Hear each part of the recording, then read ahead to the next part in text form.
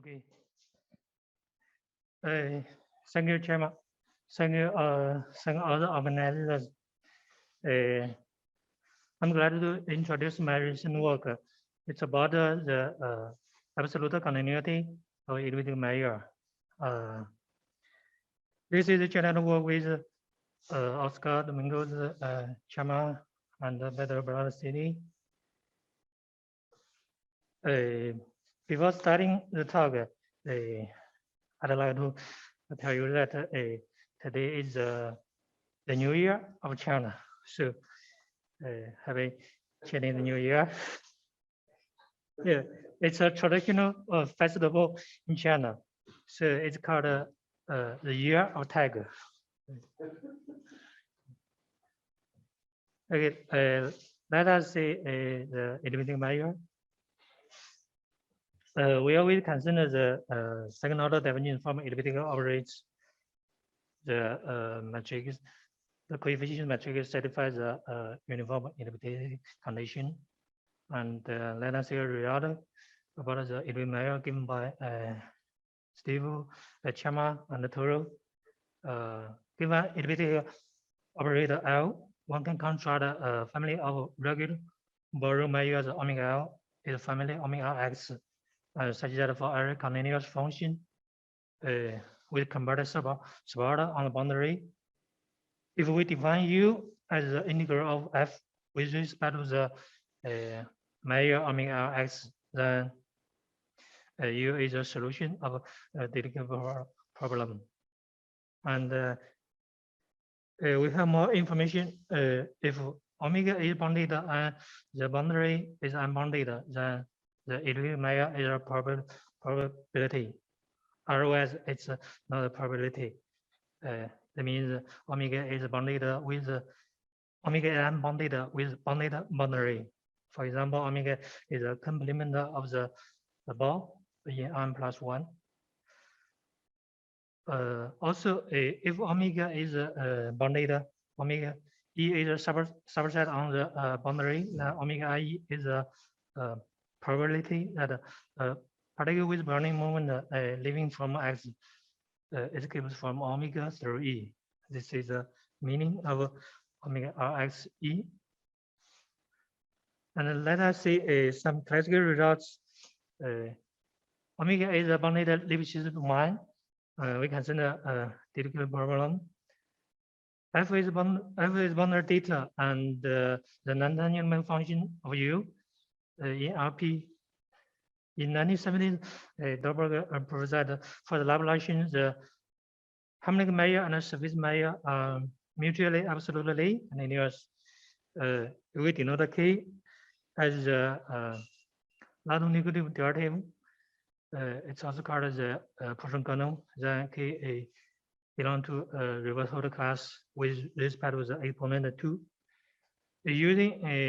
Similarly, using CFM estimates, one can show that if L is symmetric, then is elliptic measure in infinity, and in infinity it's equivalent to that as the operator L is RP solvable for some P is large, and the latter is also equivalent to that the Poisson kernel in reverse order class with respect to exponent P prime. And in 1981, covered Dahlberg-Kenig and contrasted an counterexample to show that without any connectivity on the coefficients, the elliptic measure can be singular with respect to the surface measure. We want to introduce some more general results. Let us first give some definition. E is called our n-binary space are n+1, it at least 2, and E is called n-dimensional Hausdorff regular with the Hausdorff measure of E intersects the ball. It's compared to the R power n. E is called n-rectifiable if it's almost area covered by countable union or Lipschitz graph. It is called n uniform uniformly rectifiable if it's an dimensional ADR and there are uniform constants. Theta capital M such that for X radius R, there is a ellipsis mapping with the content controlled by capital M, such that the measure, the Hausdorff measure of E intersects the ball intersects the ellipsis image. It's greater than R per N. And the uniform rectifiability is a quantity scale invariant way of rectifiability, and it's introduced by David and Simmons. Introduces the Cockerell and Huntington condition. The Cockerell condition means that for every surface ball, the corresponding ball B contains a small ball inside such that the radius are comparable. It's important that the constant is uniform. Let us see this example. Here, the shape is very, very narrow, and given a large ball, one can find a small ball inside. But if the large ball shrinks, the small ball will shrink so faster. So one cannot find a uniform constant such that the radius are comparable. So the Cockerell condition fails at this point. The Huntington condition means that for every pair S1 and 2, one can find a finite sequence to connect them such that the BK meets BK plus 1 and the radius of the ball is compared to the distance from the ball to the boundary. And let us see this example. It's a ball, then we remove one radius and we choose X, Y very close to this line. Such that delta X delta denotes the distance from X to the boundary. Delta X equals delta Y equals 1/2 from the distance from X to Y. We can connect them inside, but because it's very close to the boundary, so the radius it's very small, so we need a lot of ball. Thus the Huntington condition and fields. The last example is the same as before. And given an open set omega, we see that omega is one-sided and new domain if it satisfies the Cockerell and the Huntington conditions. If omega is one-sided and new domain and the X value of omega satisfies the Cockerell condition, it's called an new domain.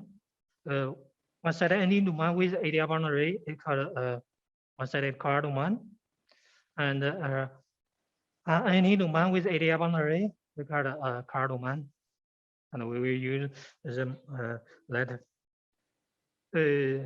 Omega is called a uniform domain if one can find the uniform constants C1, C2, such that for every pair XY inside, one can find a good path to connect them. The good path means that the path is not too long, so it's controlled by the distance from X to Y, and it's not very close to the boundary. Let us see some examples. One, Elliptic domain is stronger than BM1 domain. BM1 is stronger than NTA domain. NTA domain is stronger than one-sided NTA domain, and one-sided NTA domain is equal to the uniform domain. The last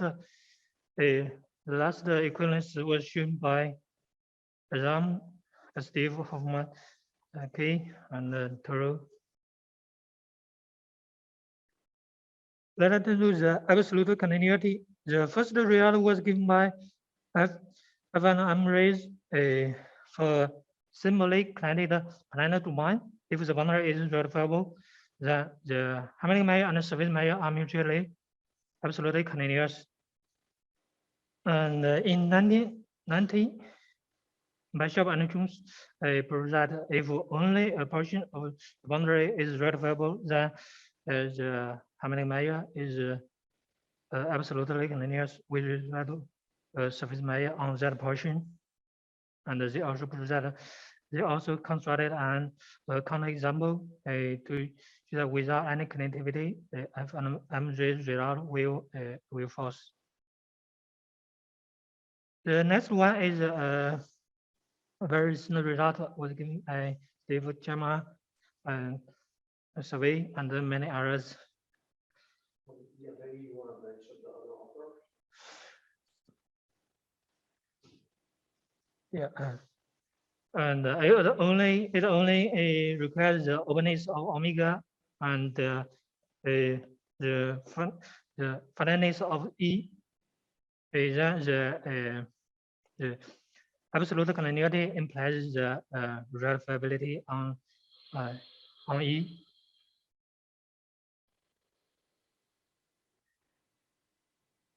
It can be viewed as a reverse of F and M result. And we didn't talk the results in Lipschitz domain. We directly talk the results in a general situation. The first result is a summary of several papers.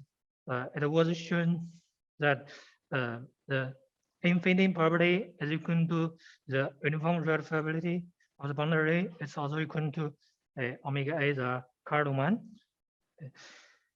A infinity implies you are in were proved by Steve Chama and Briade.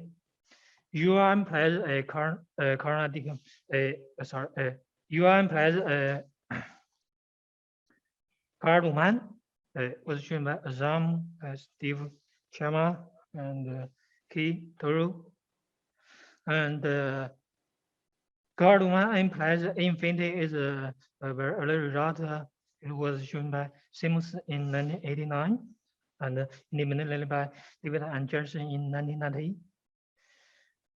This result connects the absolute continuity, the regularity of the boundary, and the geometry of the domain.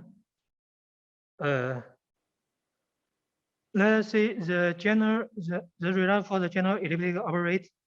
It was shown by Gavero, Steve, Chama, and Toru.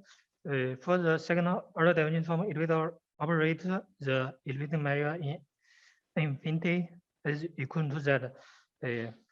Every bounded weak solution satisfies the Carleson measure estimate.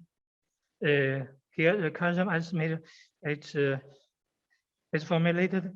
It was formulated in this form. The gradient of U square delta dx it's Carleson measure and it's controlled by the infinity norm of U. And every bounded harmonic function satisfies L2. Here it's also called L2 Carleson. Every bounded harmonic function satisfies L2 Carleson, but it doesn't satisfy the L1 Carleson. So absolute approximation can be viewed as a replacement of L1 Carleson.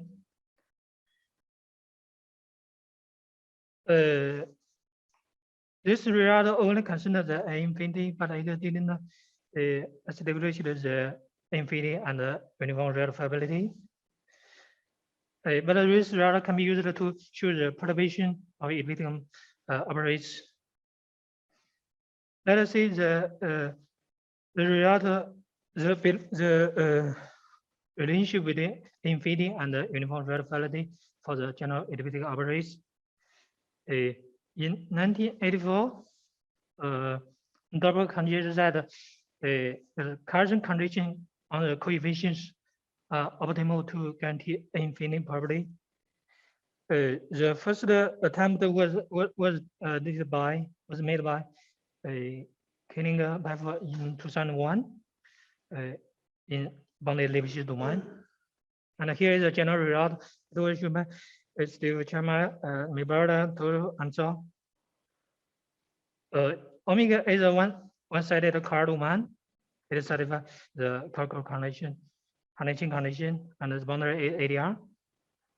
The coefficient matrix is Lipschitz locally, and the gradient of A that is a bounded function. And more importantly, the matrix satisfies the Carleson estimate.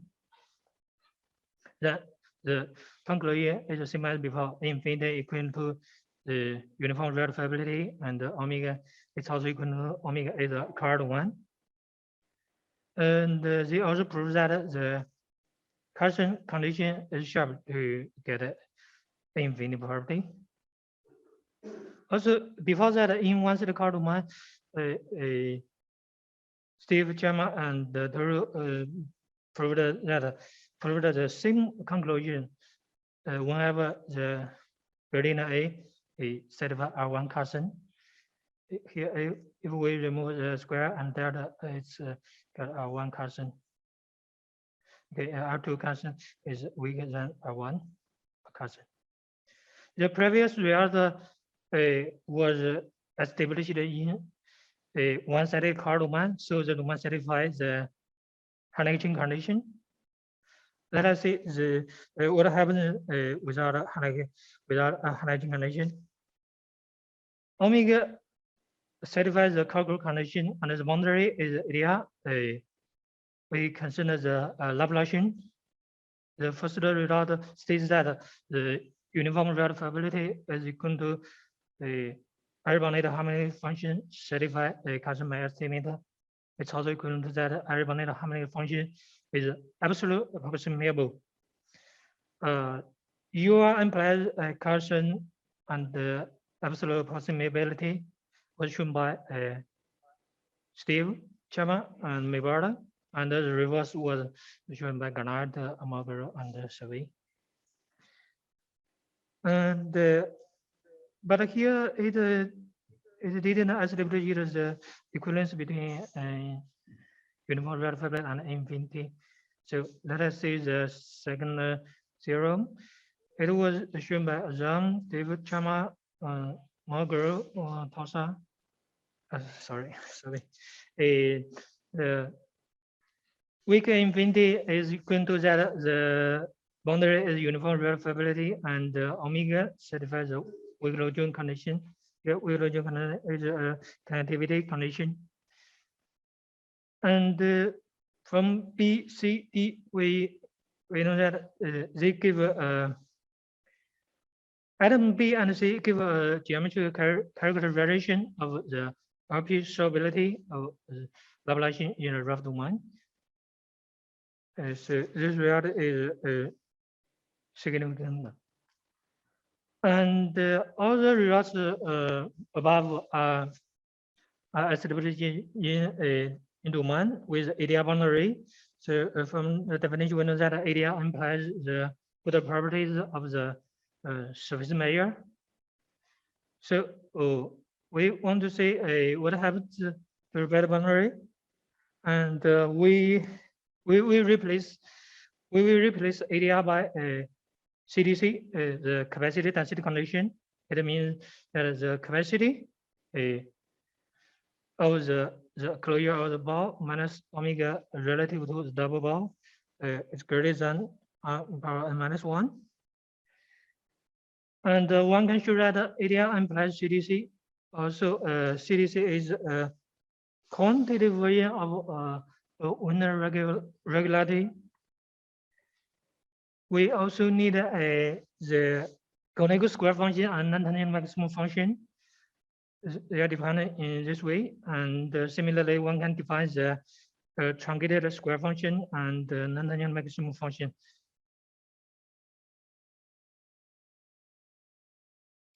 Given an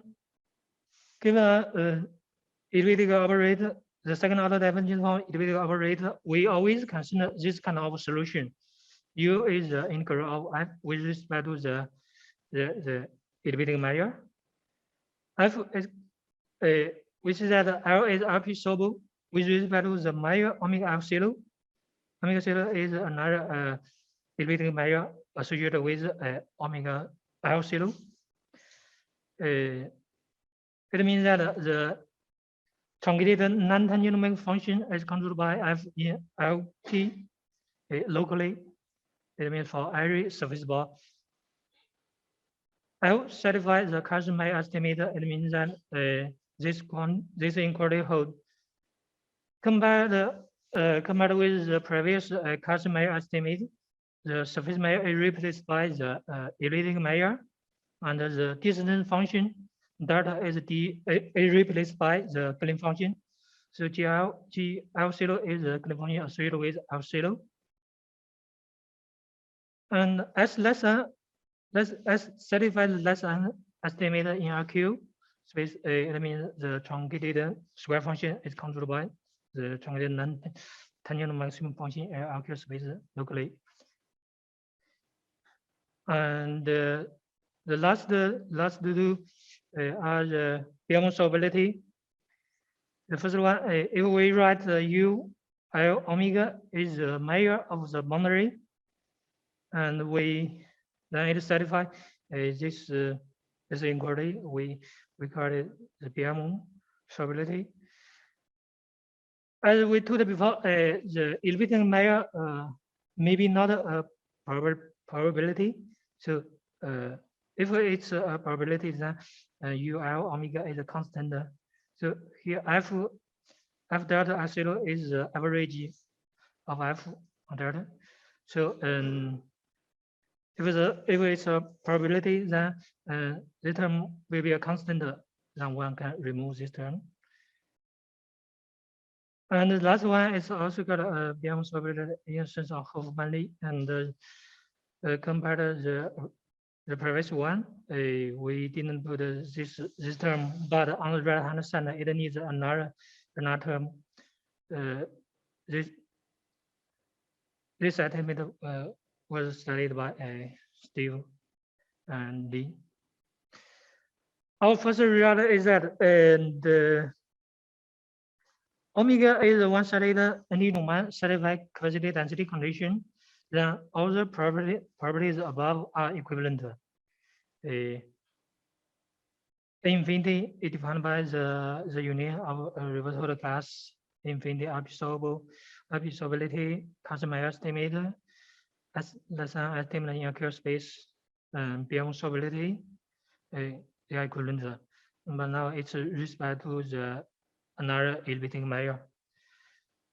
And directly corollary is that if L0 equals L, then the Ladon-Nikodym derivative of omega L with respect to omega L0 equals 1. So atom A is satisfied. Then using theorem 1, we got other properties. And our theorem can be used to study the perturbation. Let us see some definition. Concerning L and L0, we define the disagreement between them. Then we define the Carleson perturbation. So this form is the same as before. If the data is replaced by U, then it will become the Carleson Mayer estimate for U. And this kind of perturbation was first studied by Pfefferman, Keninger, and Pipher to study the perturbation of an infinite property. And the last one is the quadratic perturbation. It's defined over the cone. So our result is the following.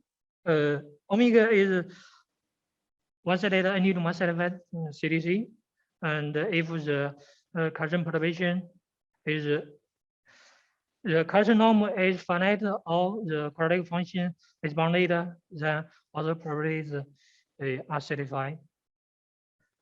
And the second one, given P, that is the absolute P is small. If the Carleson norm is small or the quadratic or infinity norm of quadratic function is small, then we get a better result as the elliptic measure in reversible class with respect to the exponent P prime, and hence L is RQ solvable. for every Q is greater than P. And theorem 1 and corollary 2, 3 are established in as consider the absolute continuity in a quantitative way. We want to establish some analog in a qualitative way. Our result is our background hypothesis is the same as before. The conclusion is that if the aperture alpha is the aperture of the cone, if the aperture is large, then we get the following equivalence. Omega L 0 is absolutely continuous with omega L. It's equivalent that the boundary can be decomposed as the union of F1.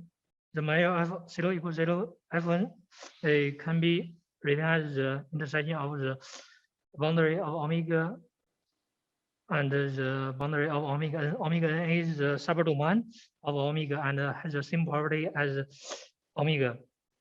And the truncated square function belong to RP space in on F1 with respect to the elliptic omega 0 for every weak solution. It's also equal to the finiteness of truncated square function almost with respect to the elliptic omega 0 for every weak solution. The last one is also the finiteness of the truncated square function, but now the radius depends on x. And this result is that the absolute continuity can be characterized by the finiteness of the truncated square function. We will use the equivalence between A and C to show perturbation. Our further conclusion is that if the quadratic function is finite almost everywhere, then the elliptic omega 0 is absolutely continuous with respect to omega L. And let us compare this with the infinity. Here, to get the infinity, we need the boundedness of quadratic function. But now, to get the absolute continuity, we only need the finiteness. The second one considers the perturbation between a L and L transpose and the symmetric part of L. We define this quantity, so it removes the anti-symmetric part. If F alpha R is finite almost everywhere with respect to omega L, then omega L is absolutely continuous with respect to omega L transpose with respect to omega L symmetric. And if F alpha is finite almost everywhere with respect to omega L and omega L transpose, then omega L and omega L transpose are mutually absolutely continuous. And it's all omega L is absolutely continuous with respect to omega L transpose. And to show this result, we will use as the equivalence between A and C. We only need to show it is sufficient to show the truncated square function as finite almost everywhere. And I'm running out of time, so we don't talk about proof. Let us see our first topics. These two topics were done with Chama and Pablo. We consider that omega is a non-connected open set. And the first one is that omega is satisfies the conical condition and boundary ADR. Then we replace, then A infinity is replaced by the Carnot decomposition for the elliptic measure and the Gleim function. And we prove that the Carnot decomposition for elliptic measure is equal to the Carnot decomposition for a Gleim function. It's also equal to the partial Carleson measure estimate. The partial Carleson partial CME is weaker than the usual CME. And In addition, if omega satisfies the Carleson condition, the corner decomposition partial semi infinity and the usual the full it's also called the full semi they are equivalent. And also for the Laplacian current decomposition partial semi uniform rectifiability and